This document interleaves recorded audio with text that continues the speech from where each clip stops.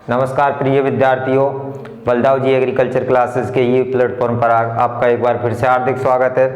तो बच्चों, आज हम बात करेंगे चैप्टर नंबर 3 इरिगेशन यानी कि सिंचाई। तो सिंचाई की विधियां पढ़ेंगे, सिंचाई क्या होती है, क्यों करते हैं, इन सभी चीज़ों के बारे में हम विस्तृत अध्ययन करेंगे। इससे पहले मैं आपके लिए थोड़ा सा बता देता हूँ कि अपना ये जो सिंचाई से पहले वाले 2 चैप्टर थे तो उन दोनों को हटा दिया गया है इस बार कोरोना काल की वजह से। तो बात करते हैं हम सिंचाई चैप्टर नंबर 3। आपको पता होना चाहिए इंग्लिश में क्या बोलते हैं, क्योंकि इंग्लिश में याद करने से थोड़ा अपने लिए सरल पड़ जाता है। ठीक है, तो उसको बोलते हैं इरिगेशन, सिंचाई को। ठीक है, सबसे पहले बात करते हैं हम उसमें सिंचाई की विधियाँ। सिंचाई की विधियाँ क्या होती हैं, कितनी होती हैं। तो बंधुओं, सिंचाई की विधियाँ जो है अपने पास 6 यहाँ पे जैसा कि आपको दिख रहा होगा लिखी हुई हैं। चौकेबार द्रोणी, इंग्लिश में बोले तो चेक बेसिन, बॉर्डर पट्टी, बॉर्डर स्ट्रिप, कुंड, फ्यूरो। ठीक है, अपृष्ठीय अधोभूमि इसको बोलते हैं सरपक्षेक, बौछारी, स्प्रिंगल और बूंद बूंद ड्रिप। ये दोनों तो आपने पहले से पढ़ रखी होगी। ठीक है ना, तो इन दोनों में तो ज़्यादा आपको दिक्कत नहीं आएगी। दिक्कत आएगी आपको चेक बेसिन, बॉर्डर और फ्यूरो में, और अपृष्ठीय यानी सब सरपेक्स में। ठीक है, तो सबसे पहले हम बात करते हैं चौकेबार द्रोणी विधि की। ठीक है, तो चेक बेसिन मेथड जो होता है, चौकेबार द्रोणी सिंचाई, उसमें क्या होता है कि जैसे हमारा पूरा खेत है, जो हमारा चारों तरफ से ये जैसे बॉर्डर बना हुआ है, ये सपोज करो हमारा खेत है, ये 1 हेक्टेयर का है। कितना? 1 हेक्टेयर का जो है अपना खेत है। ठीक है, तो उसमें क्या करते हैं हम बराबर बराबर भागों में बांट कर डिवाइड करके जो है डिवाइड कर लिया अपन ने। उसके बाद एक ऊपर अपन नाली बना दें। क्या बना देते हैं? नाली बना देते हैं, और उसमें अपने जो ट्यूबवेल का पानी है जो छोड़ दिया जाता है, उसमें से अपन ने बराबर बराबर जो है बेसिन बना लिया, यानी बोले तो बराबर बराबर भागों में से करके जो है डिवाइड कर रखा है मैंने, उसमें दिख रहा है आपको। तो बराबर बराबर बेसिन बना लिए। ठीक है, तो इन बेसिनों को यह बोलते हैं चौकेबार।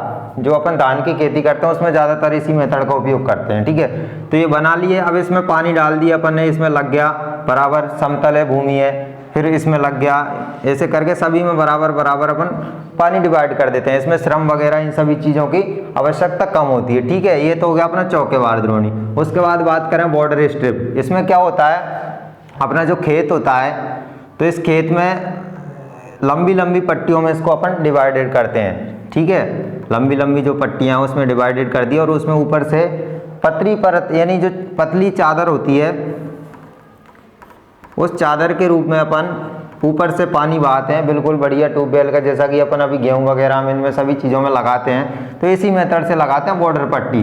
बट इसमें दिक्कत क्या आती है, जैसे मान लो कहीं ऊंचाई वाली जगह आ गई तो उसके पीछे वाली जगह रह जाएगी अपने। ठीक है, यानी कि उबड़ खाबड़ जो जमीन है उसमें अपन इसको उपयोग नहीं कर सकते। ठीक है, उसके बाद बात करेंगे हम कुंड। कुंड क्या होती है? कुंड में ये होता है कि जो लाइन कतार वाली जो होती हैं, कतार वाली जितनी भी फसलें होती हैं, जैसे कि मान लो बात करें मक्का, ठीक है, उसके बाद जैसे सरसों है,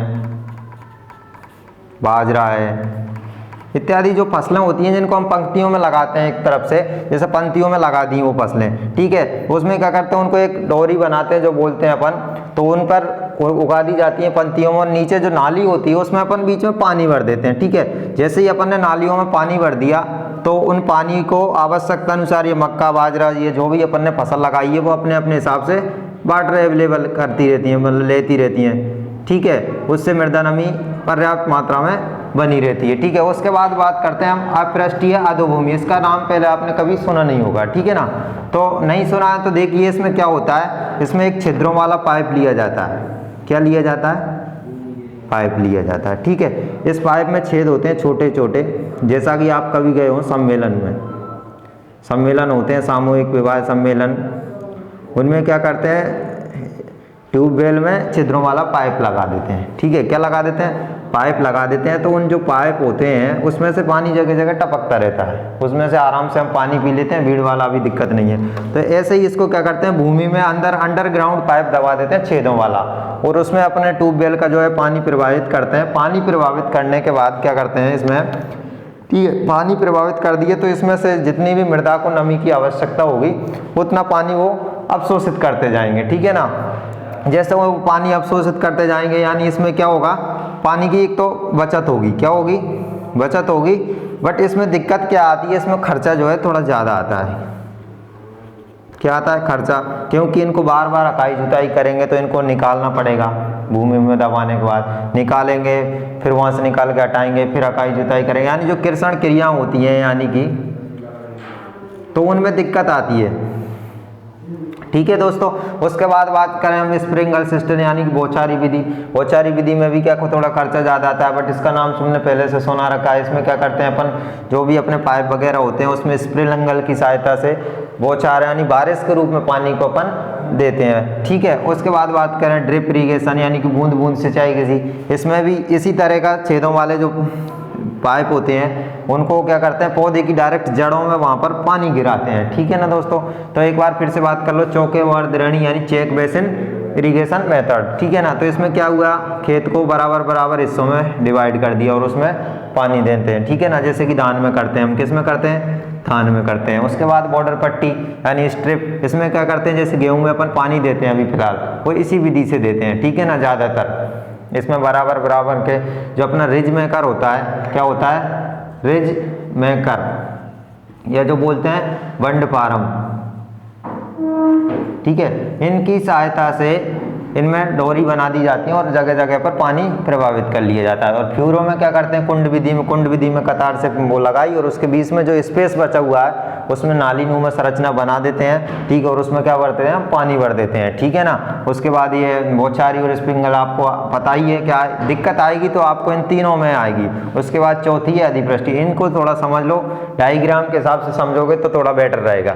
ठीक है, तो अपृष्ठीय तो मैंने बता ही दिया, भूमिगत पाइपलाइन देते हैं, उसमें छिद्र होते हैं, जो उस छिद्रों में से सीपेज के द्वारा पानी धीरे धीरे प्रभावित होता है। तो ठीक है, ये तो थी हमारी सिंचाई की विधियां। ठीक है, चाहो तो आप इनका स्क्रीनशॉट ले सकते हो। ठीक है, आपने स्क्रीनशॉट ले लिया होगा और समझ में भी आया होगा मुझे लगता है जहाँ तक। ठीक है, उसके बाद जैसे हम बात करते हैं इस चैप्टर में और क्या आने वाला है हमारे, इसके बाद आने वाला है हमारे इस चैप्टर में कि भाई सिंचाई है तो उसमें फसलों की जल मांग क्या आती है। उसके बाद आता है हमारे इसमें जल मांग।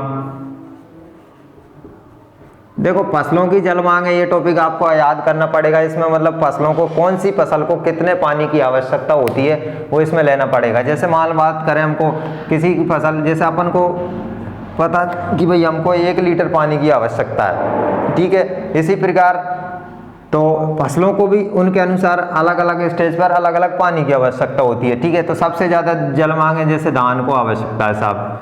ठीक है, धान को 2500 सेंटीमीटर तक पानी की आवश्यकता होती है। गन्ना है, गन्ना और धान सबसे ज़्यादा जल मांग चाहने वाली फसलें होती हैं। ठीक है ना दोस्तों। उसके बाद जैसे बाजरा है, ये बहुत कम जल मांग वाली फसल होती है। ठीक है, इसको अपन शुष्क खेती की विधि में अपनाते हैं। इस बाजरा को शुष्क खेती यानी बिना पानी वाले जगह पर इसको करते हैं। ठीक है, तो जल मांग है दोस्तों, ये जल मांग वाला टॉपिक तो क्या है, अपन को याद करना पड़ेगा। कभी कभी इसमें से 1 नंबर का जो है क्वेश्चन पूछ लिया जाता है कि भाई जैसे धान की जल मांग बताइए या गन्ना की जल मांग बताइए, तो आपके किताब में दिया हुआ है। ठीक है ना दोस्तों। उसके बाद इस चैप्टर में थोड़ा बचा हुआ है अपने पास जल मांग के अलावा। इसके बाद बता हुआ थी कि भाई क्रांतिक अवस्था, CRI यानी क्रिटिकल स्टेज। क्रांतिक अवस्थाएं जो है, तो क्रांतिक अवस्थाओं में क्या होता है, एक ऐसी अवस्था होती है जिसमें फसलों को निश्चित रूप से पानी उस स्टेज पर चाहिए ही चाहिए। अगर उस स्टेज पर पानी नहीं दिया तो कहीं ना कहीं हमारी उपज प्रभावित होगी या फिर फसल हमारी सूखकर नष्ट हो जाएगी। जैसे मान लो कोई व्यक्ति है, बीमार है, क्या है, बीमार है बस, तो ठीक है, अब बीमार है, उसके लिए हम खाना नहीं देंगे, पानी नहीं देंगे या फिर उसके लिए मेडिसिन दवाइयाँ नहीं देंगे तो वो ठीक नहीं होगा। इसी प्रकार इसमें क्या होता है, हमको पानी देना पड़ता है। CRI क्रिटिकल स्टेज में होता है। ठीक है, तो प्रत्येक फसल की अपनी अपनी एक क्रिटिकल स्टेज होती है, उस पर उनको पानी देने की आवश्यकता जरूर होती है। जो भी आपके लिए सारणी नंबर 3.1.1 में दिया हुआ है उन सभी को आपको याद करना है। ठीक है, क्रांतिक अवस्थाओं को। इस समय ये जो क्रांतिक अवस्था होती है उस समय क्या, जो अपनी जितनी भी फसलें होती है ना, उसके प्रति, इसको भी मिटा देता हूँ मैं, रब कर देता हूँ, तो उनमें क्या, वो सहनशील कम होती है। यानी उस समय अगर उनमें पानी नहीं दिया आपने तो कैसे भी ना कैसे करके उनके उपज जो है उसमें प्रभावित होगी या फिर सूख जाएगी। ठीक है, उसके बाद अपन थोड़ी बहुत और बचा हुआ है इसमें कि भाई फसल सिंचाई कब करनी चाहिए, सिंचाई कब करें।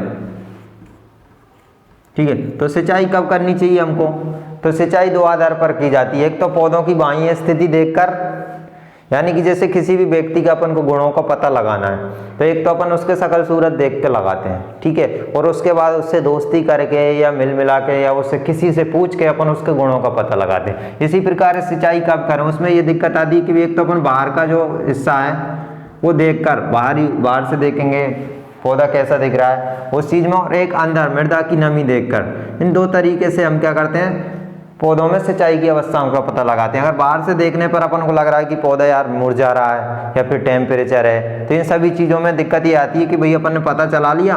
देखो टेम्परेचर किससे नापते हैं, इंफ्रारेड थर्मामीटर। इंफ्रारेड थर्मामीटर शायद लगता है मुझे आपने सबने देखा होगा, पर आप समझ नहीं पा रहे होंगे। जैसे अभी कोरोना काल में वो अपने स्कैनिंग कर रहे हैं, जिसे बोल रहे हैं थर्मल स्कैनिंग, उस वजह से करके यूं करके बंदूक की तरह, वही इंफ्रारेड थर्मामीटर होता है दोस्तों, ठीक है। तो आप जानते हो, बट समझने में क्या है, इजी है, बस बताया नहीं किसी ने। तो आज ध्यान रखना इंफ्रारेड थर्मामीटर क्या होता है, जिससे अपन थर्मल स्कैनिंग करते हैं ना, वो जैसे बंदूक की तरह वो होता है, ठीक है ना। तो सिंचाई कब करते हैं अपन, एक तो क्रांतिक अवस्था देख लेते हैं भाई कि भाई क्रांतिक अवस्था क्या है, किस समय पर है, वो देख लिया। उसके बाद अपन सिंचाई और कब करते हैं, उसकी बाह्य स्थिति देखकर। बाह्य स्थिति देखकर मतलब पौधा मुरझा रहा है तो उसमें पानी देना है, या फिर मृदा नमी देखकर, मिट्टी में नमी नहीं है तो स्वाभाविक सी बात है पानी देंगे, ठीक है दोस्तों। तो सबसे मुख्य बात थी इसमें सिंचाई की जो विधियां हैं वो समझने वाली बात थी। सिंचाई की 6 विधियां होती हैं, ठीक है ना। बट सिंचाई किसे कहते हैं, इसकी डेफिनेशन,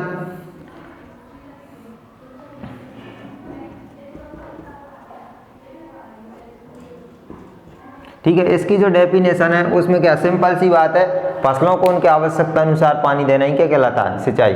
मैंने ये इसलिए नहीं बताई क्योंकि आपको ज़्यादा कन्फर्म करना है तो इसको आप नोट्स ले सकते हैं। नोट्स लेने के लिए आप हमारे यूट्यूब चैनल पर डिस्क्रिप्शन में नंबर दिए हुए हैं, उन पर कॉल कर लेना, ठीक है ना दोस्तों। आज के लिए इतना ही, अगली वीडियो में मिलते हैं फिर, धन्यवाद।